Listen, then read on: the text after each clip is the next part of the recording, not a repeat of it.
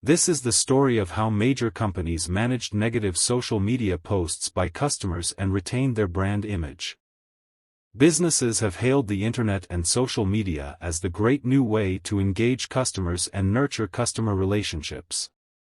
In turn, today's more empowered consumers use the new digital media to share their brand experiences with companies and with each other. All of this back and forth helps both the company and its customers. But sometimes, the dialogue can get nasty. Consider the following examples. Example 1, FedEx. Upon receiving a severely damaged computer monitor via FedEx, YouTube user Gooby55 posts footage from his security camera.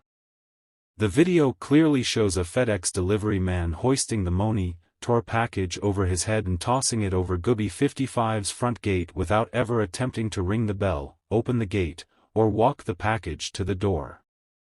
The video with FedEx's familiar purple and orange logo prominently displayed on everything from the driver's shirt to the package and the truck goes viral, with 5 million hits in just 5 days.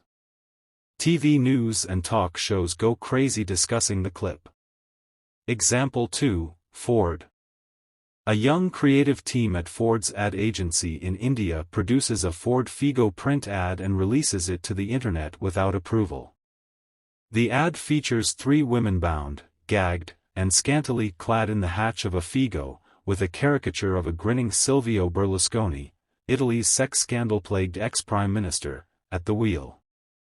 The ad's tagline, "Leave your worries behind with Figo's extra-large boot, trunk."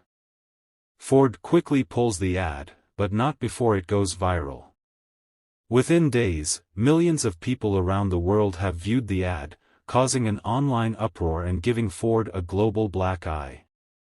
Example 3, Boeing.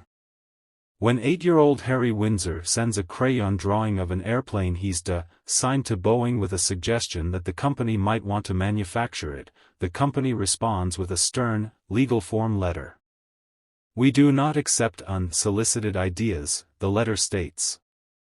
"We regret to inform you that we have disposed of your message and retain no copies." The embarrassing blunder would probably go unnoticed were it not for the fact that Harry's father John Windsor, a prominent ad exec, blogs and tweets about the incident, making it instant national news. Extreme events? Not anymore. The internet and social media have turned the traditional power relationship between businesses and consumers upside down. In the good old days, disgruntled consumers could do little more than bellow at a company service rep or shout out their complaints from a street corner. Now, armed with only a laptop or smartphone, they can take it public, airing their gripes to millions on blogs, social media sites, or even hate sites devoted exclusively to their least favorite corporations. A consumer's megaphone is now, sometimes, more powerful than a brand's, says one ad agency executive. Individuals can bring a huge company to its knees, simply by sharing their experiences and opinions on Facebook, Yelp, Twitter, Instagram, or other social forums. I hate and sucks sites are almost commonplace. These sites target some highly respected companies with some highly disrespectful labels. Walmart blows. PayPalSucks.com, aka no PayPal, IHateStarbucks.com, DeltaRellSucks. And UnitedPackageSmashers.com, UPS, to name only a few. Sucks videos on YouTube and other video sites also abound. For example, a search of Apple sucks on YouTube turns up more than 600,000 videos, a search for Microsoft finds 143,000 videos. An Apple sucks search on Facebook links to hundreds of groups. If you don't find one you like, try Apple Sucks or Apple Sucks for hundreds more. Some of these sites, videos, and other online attacks air legitimate complaints that should be addressed. Others, however, are little more than anonymous, vindictive slurs that unfairly ransack brands and corporate reputations. Some of the attacks are only a passing nuisance, others can draw serious attention and create real headaches. How should companies react to online attacks? The real quandary for targeted companies is figuring out how far they can go to protect their images without fueling the already raging fire. One point on which all experts seem to agree: don't try to retaliate in kind. It's rarely a good idea to lob bombs at the fire starters, says one analyst. Preemption, engagement, and diplomacy are saner tools. Such criticisms are often based on real consumer concerns and unresolved anger. Hence, the best strategy might be to proactively monitor these sites and respond honestly to the concerns they express. For example, Boeing quickly took responsibility for mishandling aspiring Harry Windsor's designs, turning a potential PR disaster into a positive. It called and invited young Harry to visit Boeing's facilities. On its corporate Twitter site, it confessed, "We're experts at airplanes but novices in social media. We're learning as we go." In response to its Figo ad fiasco, Ford's chief marketing officer issued a deep public apology, citing that Ford had not approved the ads and that it had since modified its ad review process. Ford's ad agency promptly fired the guilty creatives. Similarly, FedEx drew praise by immediately posting its own YouTube video addressing the monitor smashing incident.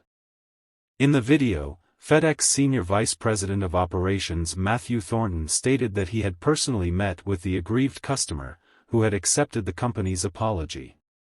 "This goes directly against all FedEx values," declared Thornton.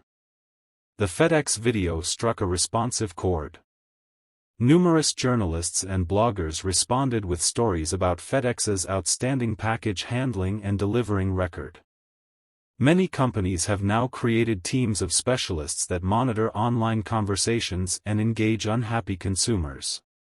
For example, the social care team at Southwest Airlines includes a chief Twitter officer who tracks Twitter comments and monitors Facebook groups, an online representative who checks facts and interacts with bloggers, and another person who takes charge of the company's presence on sites such as YouTube, Instagram, Flickr, and LinkedIn.